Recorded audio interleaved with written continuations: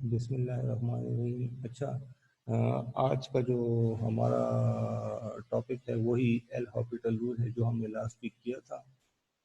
इसमें हमारे पास ये एक क्वेश्चन रह गया था। अच्छा, अब देखिए इस क्वेश्चन को देखें। Evaluate limit x tends to pi by two tangent x dot log of sine x. First of all मैंने आपको बताया था लास्ट वीक के एल हॉपिटल रूल का क्वेश्चन सॉल्व करने से पहले आप क्वेश्चन को चेक करेंगे, इसमें लिमिट पुट करेंगे कि आया ये हमारे पास 0/0 स्टेट में आती है या नहीं। अगर इन केस इसका आंसर लिमिट पुट करने के बाद 0/0 नहीं आता, 0/0 फॉर्म में, तो इसका मतलब ये है कि ये हमारे पास एल हॉपिटल रूल इस पे अप्लाई नहीं हो सकता और ना इस पे अप्लाई करने की ज़रूरत है। फर्स्ट ऑफ ऑल देखिए सॉल्यूशन में इसको हमने फर्स्ट ऑफ ऑल वही जो लास्ट वीक मैंने आपको बताया था कि let z is equal to limit x tends to pi by two tangent x into log of sine x। Now देखिए अब इसमें जब आप लिमिट पुट करेंगे तो अब इसमें हमारे पास टेंजेंट है। इस टेंजेंट को इसमें लिमिट पुट करने से पहले इस टेंजेंट x आपको पता है कि ये आपके पास 1/4 कोटेंजेंट x के बराबर होता है। तो इसको मैंने 1/4 कोटेंजेंट x के बराबर लिख दिया। इस वजह से कि ये आपके पास 0/0 यानी ऊपर आपके पास न्यूमरेटर भी हो, नीचे आपके पास डिनोमिनेटर भी हो। इस वजह से मैंने इसको इस टेंजेंट x को 1/4 कोटेंजेंट x 1 लिखने की जरूरत ऊपर नहीं है, नीचे आप इसको कोटेंजेंट x लिख लेंगे। नाउ नेक्स्ट स्टेप में आप क्या करेंगे?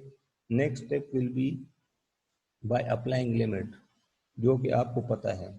अप्लाइंग लिमिट्स, लिमिट अप्लाई कर देंगे। ऊपर जब आप लिमिट अप्लाई करेंगे तो लॉग ऑफ साइन एक्स आपके पास log of sine pi by 2 बन जाएगा और नीचे आपके पास कोटेंजेंट एक्स है तो वो आपके पास कोटेंजेंट पाई बाय 2 बन जाएगा।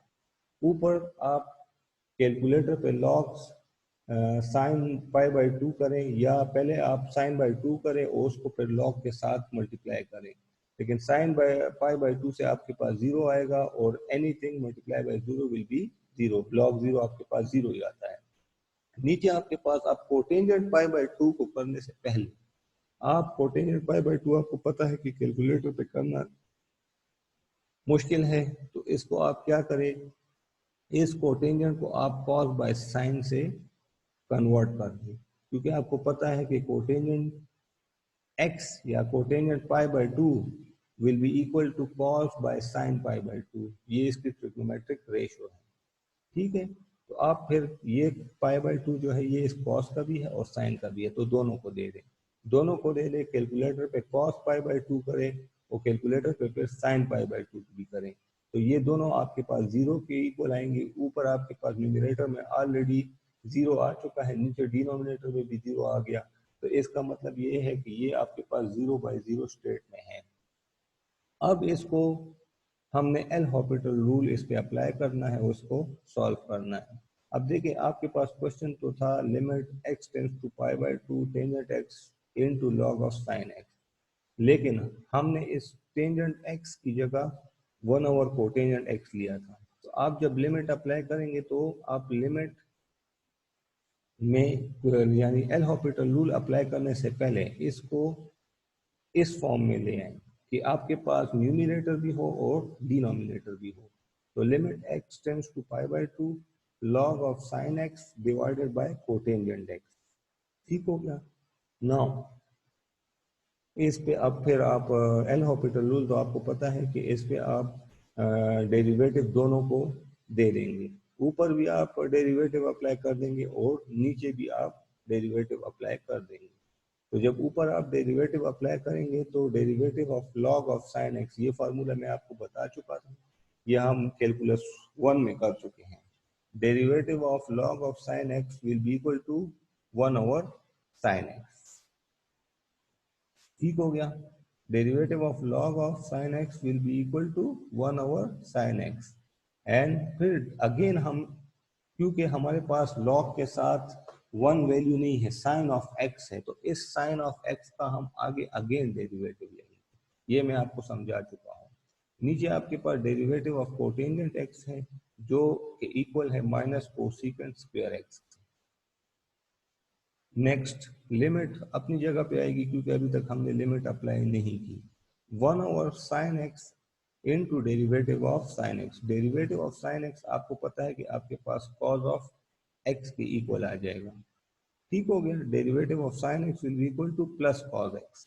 और ये 1/sin x यहाँ पे डिवाइड हो रहा है, नीचे जाके ये मल्टीप्लाई, इसको मैं नीचे ले गया हूँ, जो नीचे जाके मल्टीप्लाई हो जाएगा माइनस कोसिकेंट स्क्वायर एक्स के साथ। Now limit x tends to π/2, cos of x अपनी जगह पे रहेगा, sin ऑफ x भी अपनी जगह पे रहेगा, माइनस कोसिकेंट स्क्वायर एक्स आपके पास -1/sin स्क्वायर एक्स के बराबर होता है, क्योंकि आपको पता है कि कोसिकेंट एक्स 1/sin के बराबर होता है। क्योंकि ये यहाँ पे माइनस कोसिकेंट स्क्वायर है तो -1/sin स्क्वायर एक्स हो जाएगा। ठीक हो गया। नाउ cos ऑफ x अपनी जगह पे रहेगा, ये sin स्क्वायर x जो है ये नीचे डिवाइड हो रहा था, ऊपर जाके ये cos ऑफ x के साथ मल्टीप्लाई हो जाएगा और sin ऑफ x अपनी जगह पे यहाँ पे रह जाएगा। ठीक हो गया। और हाँ, ये -1 भी जो है वो भी ऊपर जाके डिवाइड हो जाएगा। अच्छा, sin x and sin square x will be cancel. नीचे आपके पास -1, सॉरी यहाँ पे ये जो -1 था ये यहाँ पे रह जाएगा। ठीक हो गया, ये -1 नीचे यहाँ पे रह जाएगा, क्योंकि देखें यहाँ पे गलती हुई असल मेरे नोट्स में। साइन ऑफ x -1 यहाँ पे -1 आपके पास रहेगा। ठीक है ना, तो sine x and sine square x में से एक साइन x कैंसिल हो जाएगा, आपके पास रह जाएगा cos x into sine x divided by -1। फिर आप इस पे अब लिमिट अप्लाई कर दें, लिमिट अप्लाई करें, आपके पास cos ऑफ x है तो cos π/2 हो जाएगा, साइन ऑफ x है तो साइन π/2, नीचे आपके पास -1 आ जाएगा। -1 उसी तरह देखें, यहाँ पे आप करेक्शन करेंगे नोट्स में, यहाँ पे आपके पास साइन x -1 है। ठीक है, so cos π/2 will be equal to 0, sin π/2 will be equal to 1 and 1 divided by -1 will be your answer। या इज इक्वल टू 0 भी आपके पास ठीक है, नहीं तो 1 divided by -1 will be your answer.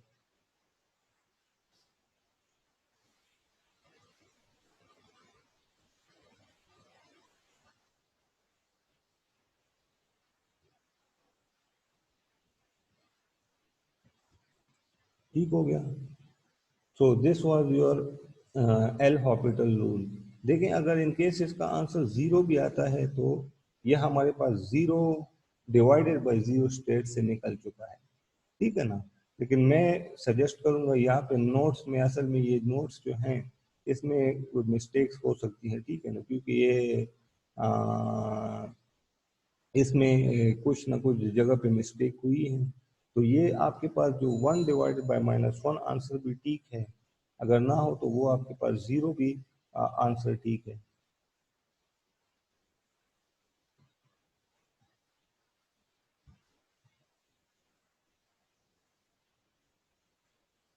This was your L Hôpital rule.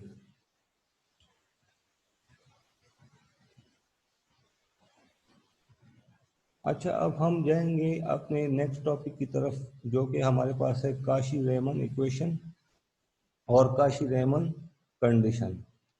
This equation or condition was derived by Augustine Cauchy and Bernard Riemann, जो कि दो साइंटिस्ट थे। इनके मुताबिक derivative of u divided bye derivative of x will be equal to derivative of v divided by derivative of y, and derivative of u divided by derivative of y will be equal to minus derivative of v divided by derivative of x।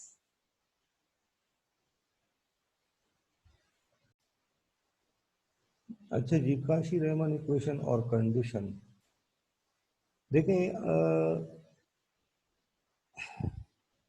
ये condition जो है इसमें हमारे पास जो system है वो consist करता है टू पार्शियल डिफरेंशियल इक्वेशंस को। अब ये पार्शियल डिफरेंशियल इक्वेशंस है, जो कि एक साथ अगर हो जाएं तो इसमें एक सर्टन कंटिन्यूटी और डिफरेंशियबिलिटी आती है, जिस कंडीशन को हम काशी-रीमन इक्वेशन कहते हैं। ठीक है ना। अब देखिए ये आपके पास partial derivative of u and partial, इसका देखिए अब ये आपके पास जो है d u by d x which is equal to d v by d y, ये आपके पास फर्स्ट इक्वेशन है, और d u by d y is equal to minus d v by d x, ये आपके पास सेकंड कंडीशन। ये question हम करेंगे तो इंशाल्लाह आपको ये क्लियर हो जाएगा। देखें अब इस क्वेश्चन में आपके पास गिवन है इफ इज नहीं है, सॉरी इज है, is f z is equal to z square which is equal to x square minus y square plus 2 iota x y is analytic और नॉट। ठीक हो गया। अब देखें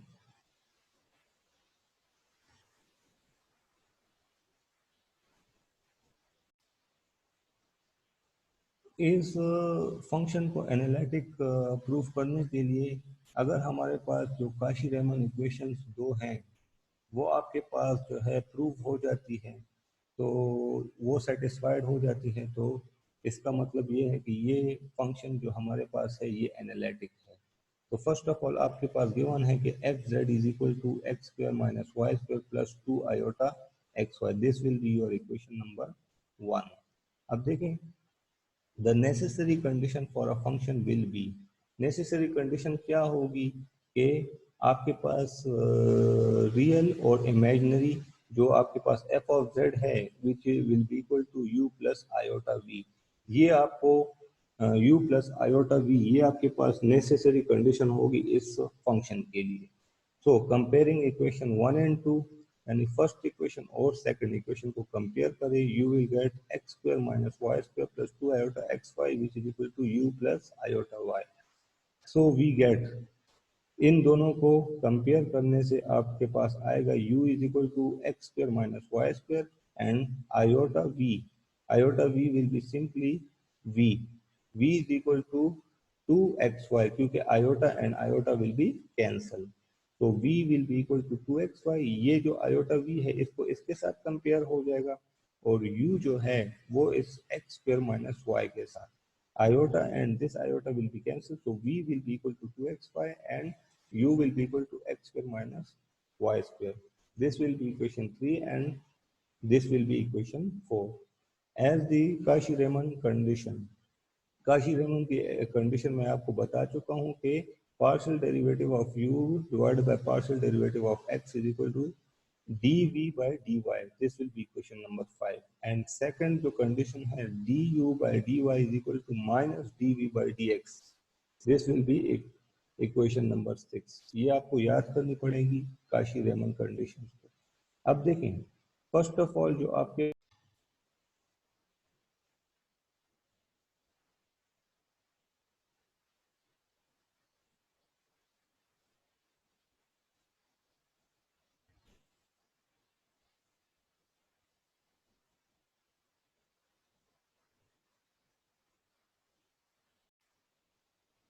अच्छा जी, ये नेट में थोड़ा सा मसला आ गया था। अच्छा जी, अब देखें इसमें जो इक्वेशन नंबर 5 है केस 1 में, अब इक्वेशन नंबर 5 को लेंगे, उसकी लेफ्ट हैंड साइड को लेंगे which is d u by d x, तो d u by d x will be equal to d by d x, इसमें आप u की वैल्यू पुट कर देंगे, u की वैल्यू आपके पास x square minus y square है, ये देखिए x square minus y square, equation number 3 में जो x square minus y square. अब देखें आप इसमें डेरिवेटिव जो है वो दोनों को दे देंगे, डेरिवेटिव मैंने दोनों को दे दिया, लेकिन ये derivation partial derivation with respect to x हो रही है, तो x वाली वैल्यू में चेंजेस होंगी और जो y वाली वैल्यू है वो आपके पास 0 हो जाएंगी, तो x square will be equal to 2x by power rule, और ये आपके पास 0 हो जाएंगी, so du by dx will be equal to 2x, this will be equation number 7। देखिए एक मतलब फिर से समझाता हूँ। फर्स्ट ऑफ ऑल देखें आप काशी-रीमन की फर्स्ट इक्वेशन लेंगे जो आपके पास इक्वेशन नंबर 5 है, ये वाली, इसको आप लेंगे, इसकी लेफ्ट हैंड साइड को लेंगे। लेफ्ट हैंड साइड को क्या मतलब ये है कि देखिए इक्वेशन नंबर 5 जो है इसकी left hand side D u by d x है, इसको आप लेंगे तो d बाई डी एक्स बन जाएगा और u की वैल्यू आप इसमें पुट कर देंगे। इसका derivative with respect to x हो रहा है तो y में चेंजेस नहीं होंगी, x में चेंजेस होंगी। x आपके पास 2x बन जाएगा और y आपके पास 0 हो जाएगा। ये आपके पास पार्शियल डेरिवेटिव का रूल है कि partial derivation with respect to x हो रही है तो y आपके पास 0 हो जाएगा और x जो है x में आपके पास चेंजेस होंगी, इसका आप सिंपली डेरिवेटिव ले लेंगे, वो आपके पास 2x आ जाएगा। तो du by dx will be equal to 2x, ये आपके पास इक्वेशन नंबर 7 हो जाएगी। अब इसी इक्वेशन नंबर 5 की राइट हैंड साइड आप लें जो आपके पास dv by dy है, तो dv by dy will be equal to d by dy और v की वैल्यू आपके पास 2xy है। अब देखिए इसमें derivation with respect to y हो रही है, y हो रही है और इसमें जो है अब आपके पास x वाली वैल्यूज नहीं है, तो आप क्या करेंगे इसी में आपके पास चेंजेस होंगी। आपके पास क्या होगा 2x जो है आप उसको बाहर निकालेंगे क्योंकि 2xy का डेरिवेटिव आप नहीं ले सकते, 2x को आप बाहर निकाल लेंगे और डेरिवेटिव ऑफ y आपके पास 1 आ जाएगा। तो आपके पास dv by d y is equal to 2x, जो आपके पास इक्वेशन नंबर 7 की इक्वल आ रहा है। तो आपके पास जो फर्स्ट केस है वो प्रूव हो गया। So left hand side is equal to right hand side, so d u by d x is equal to d y by d v by d y. Now case 2, अब left hand side of equation number 6 लेंगे। अब देखिए ये जो दूसरी काशी-रीमन की equation है उसकी आप लेफ्ट हैंड साइड लेंगे। ये जो है देखिए d v d u by d y is equal to minus d v by d x, इसकी आप लेफ्ट हैंड साइड लेंगे। D u by d y, इसकी आपने लेफ्ट हैंड साइड ली, d by d y, u की value आपके पास x square minus y square है। उसी तरह वाई वाली derivation with respect to y हो रही है तो वाई वाली वैल्यूज में चेंजेस होंगी, एक्स वाली वैल्यूज आपके पास 0 हो जाएंगी।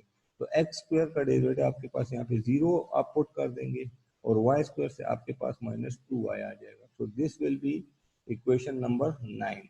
अब इसकी राइट हैंड साइड ले which is minus d v by d x which is equal to minus d by d x और v की वैल्यू आप पुट कर देंगे। v की वैल्यू आपके पास 2xy है। अब उसी तरह 2xy का डेरिवेटिव आप नहीं ले सकते, तो आप क्या करेंगे यहाँ पे derivation with respect to x हो रही है तो अब इसमें आप 2x को बाहर नहीं निकालेंगे, आप क्या करेंगे 2y को बाहर निकालेंगे क्योंकि y वाली वैल्यूज में चेंजेस नहीं होंगी। तो इधर आपके पास d by d x into x रह जाएगा which is derivative of x is 1। तो आपके पास minus d v by d x minus 2y जो कि आपके पास इक्वेशन नंबर 9 पे। तो left hand side is equal to right hand side, so d u by d y is equal to minus d v by d x. So Cauchy-Riemann equations are satisfied, so the function is analytic. Clear? Now next question number 2। अब उसी तरह इसमें भी एक function given है which is equal to e x cos y plus iota sine y, analytic और not. Analytic और not proof करने के लिए आपके पास Cauchy-Riemann इक्वेशंस को सेटिस्फाई करना जरूरी है। तो the necessary condition for a function is f of z is equal to u plus iota v. उसी तरह ये आपके पास इक्वेशन नंबर 2 हो जाएगी और ये आपके पास इक्वेशन नंबर 1। इन दोनों को आप कंपेयर करेंगे तो u will be equal to ex cos y and v will be equal to ex sin y। उसी तरह ठीक हो गया। देखें u आपके पास ex cos y और आयोटा वाली वैल्यू जो है वो v के साथ हो जाएंगी which is ex sin y। Iota इस v के i के साथ जो है कैंसिल हो जाएगा। ठीक हो गया। सो this will be equation number 3 and this will be equation number 4। अब Cauchy-Riemann इक्वेशंस आप लिख लेंगे जो कि है d u by d x which is equal to d v by d y, equation number 5, and second is d u by d y is equal to minus d v by d x, ये आपको आपके पास equation number 6 हो जाएंगी। अब इस equation number 5 की left hand side को आप लेंगे d u by d x which is equal to d by d x, u की वैल्यू आपके पास ई एक्स कॉस वाई है जो आप ऊपर देख सकते हैं। नाउ अब इसकी डेरिवेशन मुश्किल है और आपके पास मैंने आपको बताया था कि जब आपके पास ये आप देखेंगे कि d u by d x है तो derivation with respect to x हो रही है, तो वाई वाली वैल्यूज को आप बाहर निकाल लें। कॉस वाई को मैंने बाहर निकाल दिया, derivative of e raise to power x is e raise to power x, क्योंकि e raise to power x का आप डेरिवेटिव आपके पास e raise to power x ही आता है। ये आपके पास इक्वेशन नंबर 7 होगी। Now right hand side of equation number 5 dv by dy which is equal to d by dy, v की वैल्यू आप पुट कर देंगे which is ex sin y। अब इसमें derivation with respect to y हो रही है तो आप क्या करेंगे, ex को बाहर निकाल लेंगे, तो derivative of sin y will be equal to cos y, तो आपके पास ex cos y equation number 7 आ जाएगी। सो इक्वेशन नंबर 6 और इक्वेशन नंबर 7 जो है वो दोनों इक्वल आ रही हैं, so left hand side is equal to right hand side, तो d u by d x is equal to d v by d y, जो आपके पास काशी-रीमन की फर्स्ट इक्वेशन सेटिस्फाई हो गई है। Now case number 2, left hand side of equation number 6 जो कि Cauchy Riemann equation की इक्वेशन नंबर 2 है, तो d u by d y is equal to d by d y, u की वैल्यू आप पुट कर देंगे e x cos y. Now derivation with respect to y हो रही है तो ई एक्स को आप बाहर निकाल लेंगे, आपके पास कॉस वाई रह जाएगा, कॉस वाई आपके पास साइन वाई के इक्वल होगा, तो आपके पास सॉरी माइनस साइन वाई के, हाँ ये याद रखें, ठीक है। देखिए cos y will be equal to minus sine y, तो minus e x sine y आपके पास आंसर इसका आएगा, जो कि आपके पास इक्वेशन नंबर 9 हो जाएगी। Now right hand side of equation number 6, इसी इक्वेशन की राइट हैंड साइड जो कि है minus d v by d x which is equal to minus d by d x, v की वैल्यू आपके पास ई एक्स साइन वाई आप put कर देंगे, so this will be equal to minus sine y को देखिए अभी अब मैंने बाहर निकाला है, क्यों, क्योंकि derivation with respect to x हो रहा है, तो एक्स वाली वैल्यूज को इस साइड पे छोड़ दें, माइनस साइन वाई को बाहर निकालें, तो minus sine y and derivative of e x will be e x, तो ये आपके पास minus e x sine y बन जाएगा इक्वेशन नंबर 10, जो कि आपके पास इसकी इक्वल है। देखिए इक्वेशन 9 और 10 इक्वल आ रही है, so left hand side is equal to right hand side, so du by dy is equal to minus dv by dx, Cauchy-Riemann equations are satisfied, so the function is analytic.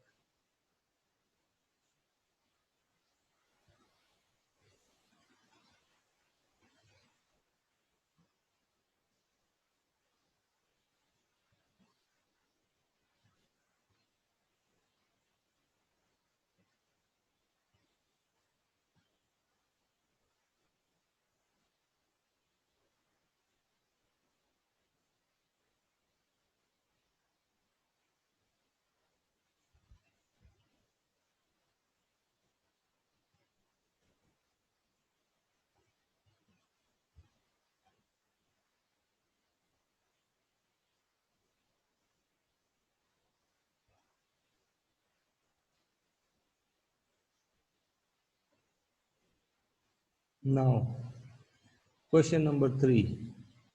Question number 3. F of z is equal to z cube is analytic or not? देखिए इसको भी आपने analytic या non analytic proof करना है। Analytic proof करने के लिए उसी तरह आप पहले इसको क्या करेंगे कि let z is equal to x plus iota y. देखें अब इसमें आपके पास कोई वैल्यू गिवन नहीं है, ठीक है ना, उसमें तो आपके पास एफ और जेड की कोई ना कोई वैल्यू गिवन होती थी, ठीक है ना, इसमें आपके पास सिंपली जेड क्यूब गिवन है, लेकिन जेड क्यूब की कोई वैल्यू नहीं है, तो आप क्या करेंगे, आपको पता है कि z is equal to x plus iota y, ये मैं आपको समझा चुका हूँ कॉम्प्लेक्स वेरिएबल की फर्स्ट क्लास में, ठीक है ना, तो z क्यूब जब आपके पास z आपने x प्लस आयोटा वाई के इक्वल पुट कर दे तो z cube will be equal to x plus iota y whole cube, इस पे फिर आप a plus b whole cube वाला फार्मूला अप्लाई कर देंगे, विच is equal to a cube plus b cube plus 3ab square plus 3a square B.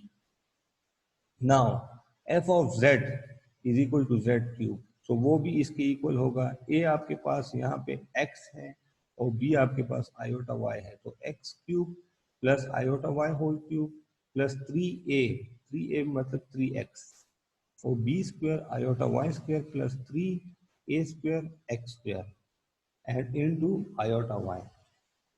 Now x whole cube will be equal to x cube plus iota whole cube will be equal to iota cube y cube plus 3x, इसी तरह आ जाएगा iota square y square हो जाएगा ये, और plus 3x square iota y। Now जिस तरह के आपको पता है कि iota square is equal to -1, ठीक है, तो इस आयोटा क्यूब को आप आयोटा स्क्वायर इंटू आयोटा भी लिख सकते हैं। इसी तरह यहाँ पे जो आयोटा स्क्वायर था उसने इस प्लस 3x को -3x वाई स्क्वायर बना दिया, ठीक हो गया, और ये plus 3x square iota Y इसी तरह आ जाएगा।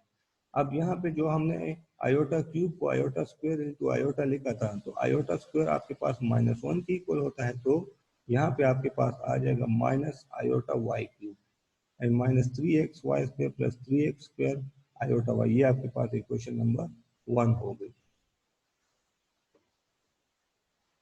लेकिन आपको जो लास्ट क्वेश्चन मैंने करवाए हैं काशी-रीमन इक्वेशन, आपको पता है कि f of z is equal to u plus iota v, equation number 2। सो अब आप इक्वेशन नंबर 1 और 2 को कंपेयर कर लेंगे।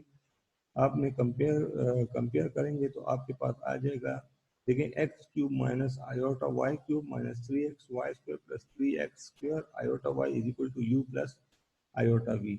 अब जो आयोटा वाली वैल्यूज हैं उसको आप v के साथ लिख लेंगे, और जो सिंपल रियल वैल्यूज हैं उसको आप u के साथ, तो u is equal to x cube minus 3x y square, क्योंकि इसके साथ आयोटा नहीं है, ये आपके पास इक्वेशन 3 हो जाएगी, and v is equal to iota y cube है, तो इससे आपके पास सिंपली माइनस वाई क्यूब आ जाएगा, और 3x स्क्वायर आयोटा वाई है तो 3x स्क्वायर वाई आ जाएगा। ये आपके पास इक्वेशन 3 हो जाएगी, और ये आपके पास इक्वेशन 4। आपका शीरेमन इक्वेशंस आपको पता है कि du by dx is equal to dv by dy, which is this is equation number 5, or du by dy is equal to minus dv by dx, this is equation 6।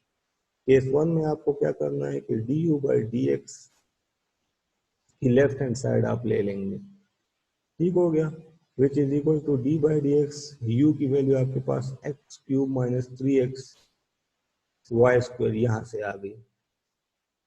अब मैं आपको समझा चुका हूं कि derivation with respect to x हो रही है, तो आप क्या करेंगे, y वाली वैल्यूज जो आपके पास हैं उसमें चेंजेस नहीं होंगी, ठीक हो गया। तो आप क्या करें, इस 3y स्क्वायर जो है इसको बाहर निकाल लें,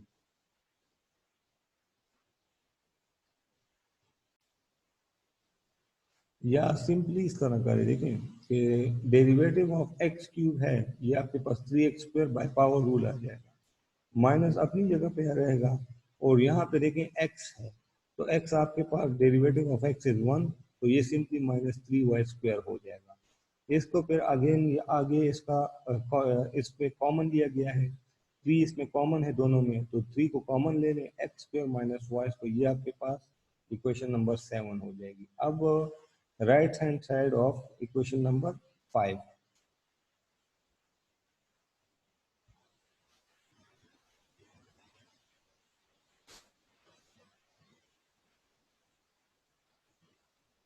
this is right hand side of equation number 5, dv by dy is equal to d by dy, v की वैल्यू पुट कर दें 3x square y square minus y cube. अब इसमें देखें derivation with respect to y हो रही है, तो आपके पास 3x स्क्वायर इसी तरह आएगा, इसमें चेंजेस नहीं होंगी, y भी इसी तरह आ जाएगा।